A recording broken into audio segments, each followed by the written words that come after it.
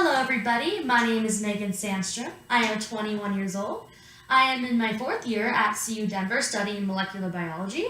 However, I am also a volunteer at the LGBT Center on Colfax. Which is why I'm here today, is to teach you the importance of talking to your kids about understanding and accepting the LGBT community. I myself am a gay woman, and I came out of the closet about 1.5 years ago when I was still 19. This was really hard for me to do. I had so much fear and anxiety about coming out. And the main reason why is because I did not know how my family was going to respond. Luckily, I will give you a spoiler alert. They were incredibly accepting, and they loved me truly unconditionally, and I'm so grateful for that because not every LGBT kid has that same experience. In fact, a lot don't. But that fear was still there within me of coming out because I didn't know how they would react. I didn't know if that would cross their line of they'll not love me anymore if I come out of the closet. And the reason why I had this fear is simply because my parents never talked about the LGBT community when I was a kid. Granted, it was less talked about in general when I was growing up. But even today, lots of people just don't know how to talk about it with their kids, especially if they are heterosexual, cisgendered people.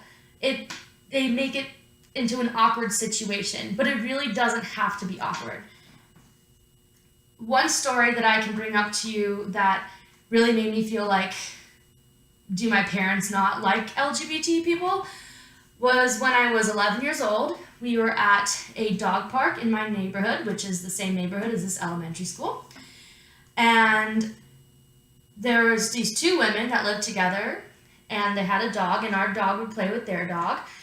And I once asked my mom, being a pretty innocent 11-year-old, Mommy, why do these two women live together? That is weird. And my mom only said, oh honey, they're just roommates. I never thought twice about it again, at least not for a while. When I got a little older and finally figured out what gay even meant, which, by the way, I wasn't even in middle school when I figured out what gay was. I was in high school when I figured out what gay was. I was like 15 years old. So when I was a little bit older and I knew what gay was, I kind of put two and two together, and I was like, why did my mom lie about these women? Because later on I did find out that they were actually a lesbian couple. And that feeling really sunk in me and made me scared to come out. I don't want this to happen to other kids. You might be the parent of a kid yet to come out of the closet as transgender or gay or lesbian or bisexual or whatever. It's important that they feel that you have an open, honest dialogue with them and speak positively towards the LGBT community. And even if your kids end up being heterosexual and cisgendered, it's important to teach them love and compassion for all people under the rainbow. Remember, we're all under the same sky, and it's important to love everyone. I want to bring up some harrowing statistics for the LGBT youth right now. The Human Rights Campaign has done a survey for ages 13 through 17, and the results are pretty freaking sad. For happiness, 37% of the LGBT youth report being happy, versus 67% of their non-LGBT peers. 80% of LGBT youth believe that they will eventually be happy, but only after leaving their hometown to move to cities like downtown Denver, New York, LA, San Francisco. And I just feel like that's so sad. They should feel accepted in their own hometown. Everyone should feel accepted in their home. LGBT youth are also 2.5 times more likely after each instance of bullying, which are also twice as likely to be bullied, to self-harm themselves. They are also 2 times as likely to experiment with drugs and alcohol, and that is a form of self-harm. They are also 4 times more likely to commit suicide than their non-LGBT peers. They are also less successful in school, and they are less likely to graduate, giving them a setup for failure in adult life. We are hurting these children. We are setting them up for failure. In some cases, we are even killing them, because we are not teaching our children love and acceptance, and we are not providing open communication so our kids feel comfortable coming out of the closet. We must change this. So I'm going to talk to you about how to engage with your kids in an age-appropriate way to explain to them what the LGBT community even means. So for those of you that don't know, there are very specific definitions for different identities within the LGBT community. So gay is when, obviously, 2 men are attracted to each other and in a love, emotional and sexual way. Gay can also refer to women. It can be more of a blanket term for same-sex love. Lesbian, however, is a term for just gay women. So lesbian, only for women. Gay is mostly referring to men, but can also refer to women that are in love with other women. Bisexual, which I would rephrase the term as bi for, really young kids if you don't feel comfortable using the word sexual with them, which is another issue entirely. You can use the word bi and say it's when someone loves either men or women. There's also pansexual. You can just call pan if you'd like.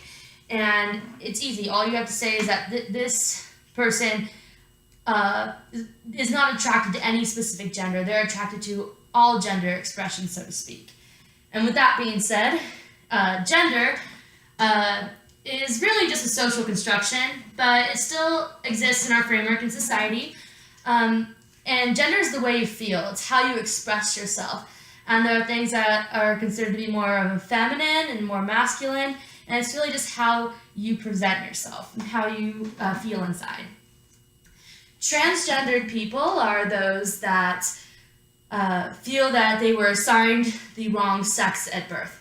So someone who was assigned as a male at birth based off of their genitalia may actually feel like a woman inside. And the only way to really live a good life at that point is to let yourself be the gender that you feel.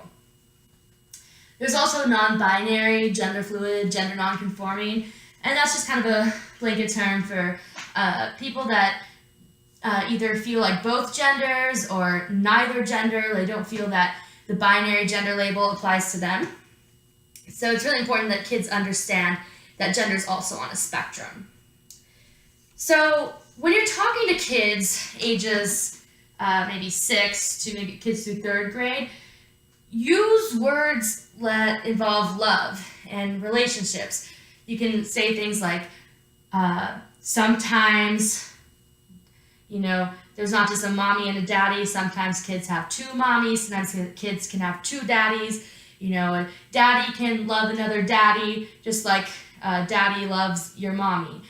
Things like that are easier for young kids to grasp, especially if you're not wanting to talk to them about sexual things, which is understandable.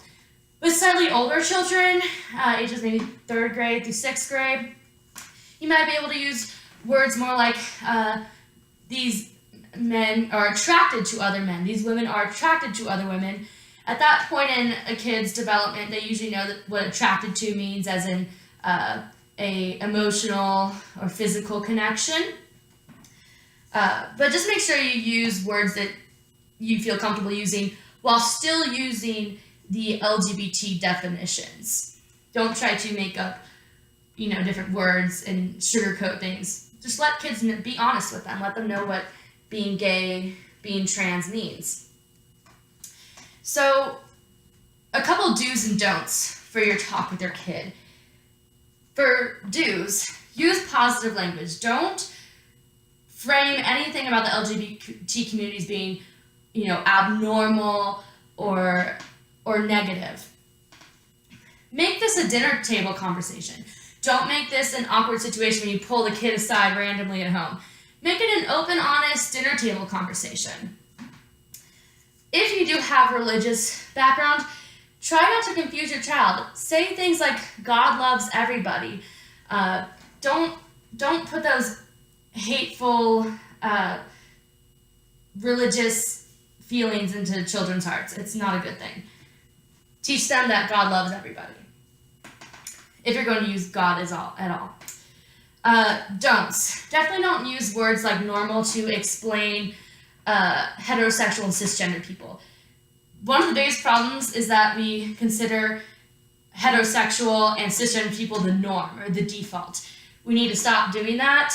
We need to make sure that kids know that everything is normal, everything is valid.